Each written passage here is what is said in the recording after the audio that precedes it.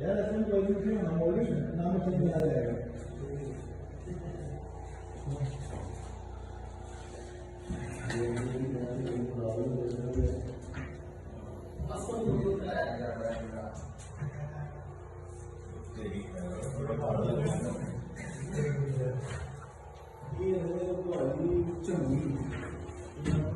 ये भी जरा नहीं चाहिए